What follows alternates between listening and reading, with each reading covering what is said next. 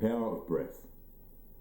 Now, I recorded this episode last week, but when I transferred it, I don't know what happened. Somewhere there was a glitch in the matrix, and I thought it transferred, and half the episode was fine, and then it got halfway through and then cut out. So I have to redo it. And this is the redo. I went to jiu-jitsu today, and then bumped into a dude. He was talking about side hustle he's got going on, and they're these strips. So he gave me a bunch, and I'm trying it out, and they work quite well. Surprisingly, I've never worn them before. So it's just a coincidence that I happen to be redoing this today after receiving the strips. You know, such is life, as they say. I don't know if that's the right use of it, but here we are. A couple of weeks ago, I went camping with a good mate, and then we just went for one night, and we decided to give it a nudge. So there was had a fruitful harvest this year. I won't say exactly what. I'm sure you can imagine something grows out of the ground, certain time of the year, leading into winter, being in the midst of winter. This is coming out a little bit after winter, but we know where we're going with it, and we decided, you know what, it's been a while, let's go camping. Let's light a fire and see what there is to see. So we're in the midst of it, and as it happens, you know, just having a good time, and then got to a point where the visual started coming on strong, and this isn't my first rodeo. I've had a bit of experience with these sort of medicines, if you want to call it, over the years. Recreationally, from having big quarterly blowouts, I like to call them, not quarterly, but once or twice a year, just have a real deep dive and just reset all the coding inside. And then from day to day, just microdosing each day for periods at a time. It's great fun, and I get a lot out of microdosing as well. I get a lot of I get basically what I get out of having like a Dexy, but I don't have that sort of grinding teeth sort of feel. I feel a bit more relaxed, feel grounded, just chilled and slipping into flow. That's pretty much what the microdosing side of things is for me. So it helps a lot with the way my brain operates. But yeah, when you're going into the deeper side of things, had a fair bit of experience there, and majority of them really good, and then sometimes are harder than others. And during those hard times, develop some tools to help me get through those hard times. That, again, as I love to say, it's a transferable skill for different situations.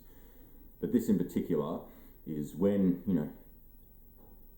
in the midst of it and it's coming on a bit hectic,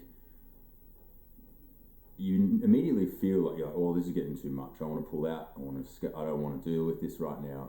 Whatever it is, if it's trying to tell you something and you're just like, no, this is too confronting. I'm not ready for this. Or just you're in the midst of kaleidoscopic universes. It's fun, but sometimes it's pretty hairy and it's hard to deal with. And when it keeps coming and you're not really wanting that to that volume, it gets overwhelming. So a real good tool for that I've worked out is breath work. So on that night, it was a Saturday night, it was a few weeks ago now, but it was getting to that stage where things were starting to kick in. It was like, all right, let's anchor ourselves and let's see what there is to see. I've had a fair bit going on the back end of things in life. Just a lot of processing I've had to go through. That some stuff I've talked about here on these episodes, and then there's just other stuff going on as well. Just general life.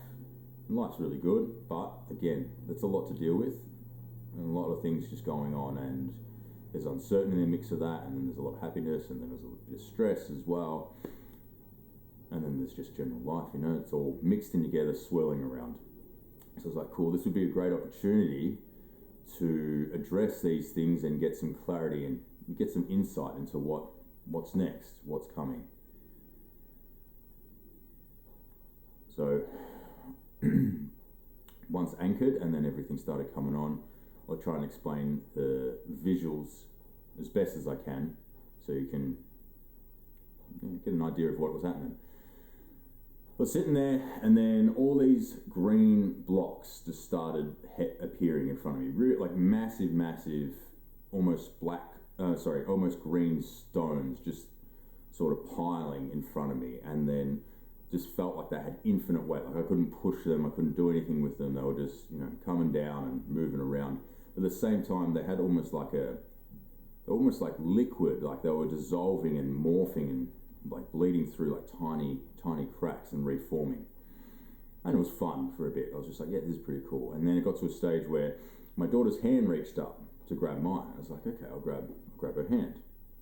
And then it would slip through with each, so it'd come up and the blocks would rise and then it'd fall through, and then her hand would be taken away, and then it'd come up again and then be taken away, and then it'd come up again and take away. And then not being able to reach it, I was starting to feel the panic come on. I was like, oh, this is getting too much for me. And then, again, been in these situations before, and it's something I'm able to generally negate through. This one, I was like, wow, I don't think I have the capacity to deal with this one right now. It's too overwhelming. I don't have the strength for it. And simultaneously to having that thought process, I had another thought process, and there was another side of me that was just standing there laughing at me, saying, you've been through way harder things than this. You know what to do with this. You have all the tools you need to get through. So simultaneously, I had one on one side saying, you can't deal with this, you're not strong enough, you're getting consumed by this and you can't win. And the other one is, you can't escape. And the other one was, you've got this, like you can stay in there, it's going to be okay, you know what to do. And that one that was telling me you know what to do was laughing at the fact that I had this other side of me that was like, feeling claustrophobic, and I was being suffocated and I couldn't deal with it. And I kept leaning into the one that was laughing, and I was like, yeah, I do have this. Like, I know what to do with this. This is going to be hard, but I'm going to work through it. And in that state, for me, and people I've spoken to about it generally agree, there's one thing you have that you can get through it. It's going to pass regardless. It may feel like it lasts for 80 years. Sometimes it might only last for 10 seconds.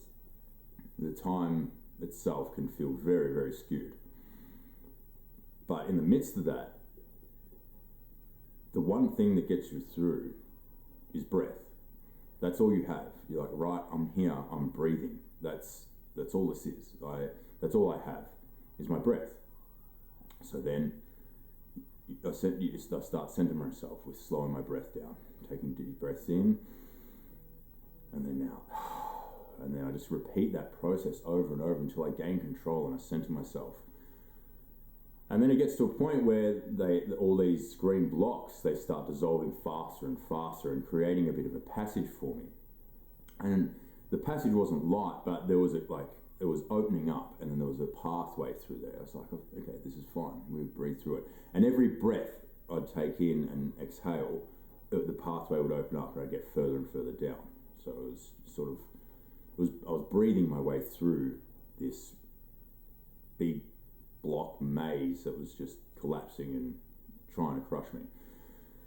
And then I got through to just this blackness, and then I opened my eyes and I was laying on the ground, looking up, and there was trees up above, and it was winter, so there was no leaves on the trees. It was just the branches sort of swaying in the wind, and then the night sky. And then the branches were forming around, and I could see my daughter sort of cuddling around my wife, and there was a little baby in there. And that baby is our baby on the way, who, when this airs, will already be here.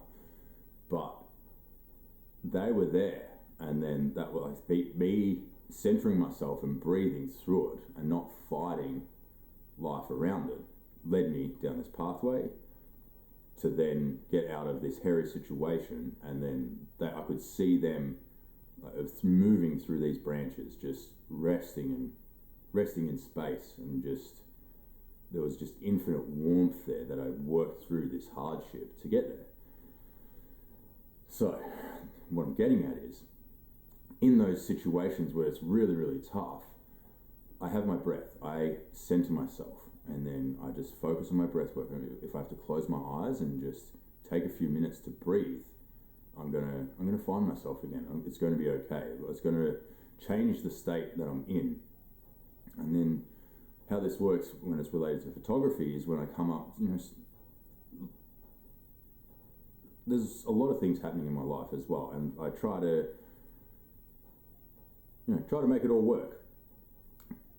And when I rock up to a shoot, there can be many other things that are going on in my mind as I pull up, or I'm outside the front, about to go in and start working, and sometimes I get this feeling, it's like I don't feel like I should be here. I don't, there's a bit of doubt in myself, and that could be from bad sleep, having kids, and just like a lifetime of having crap sleep as well, stresses of work, and then just general life. There's so many things that go on in life that consume your mental capacity, and then they take a toll on you physically, and then they take a toll on you mentally as well, and emotionally. And then sometimes when I rock up to places, I'm feeling perfectly fine. Most of the time I am. I'm usually pretty excited to go in, but then there are other times I rock up, I'm I'm not in the right headspace yet.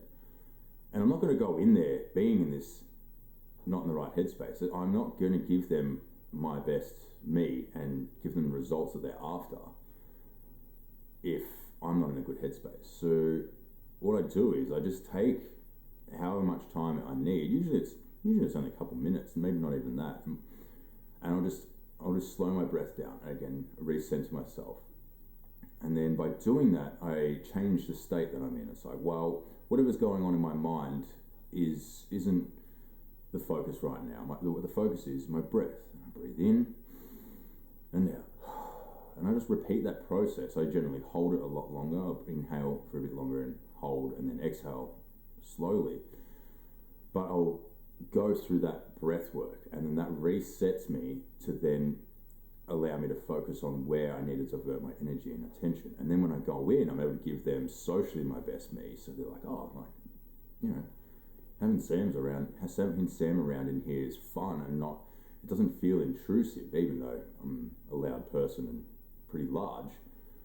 I don't feel like I'm just taking over their space and swallowing them whole as well. Like a sort of almost hidden too, like that feel like I match their energy, and I'm not going to be able to do that if I'm going in there preoccupied and strung out.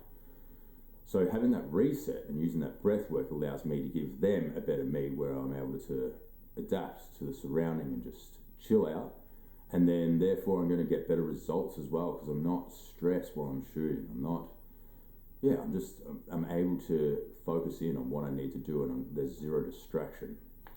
So I'm just talking about focusing on breath, and it's transferable. You can do it in any situation. Sometimes when you're driving and some piece of shit just cuts you off, or just is driving really bad, you're just like, whoo, like that's pretty frustrating. You've got other shit going on in your mind as well. You're like, I'm not having a good time.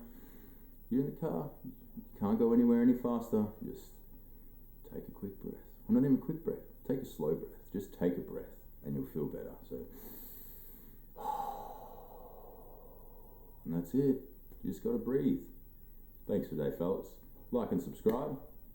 Take it easy.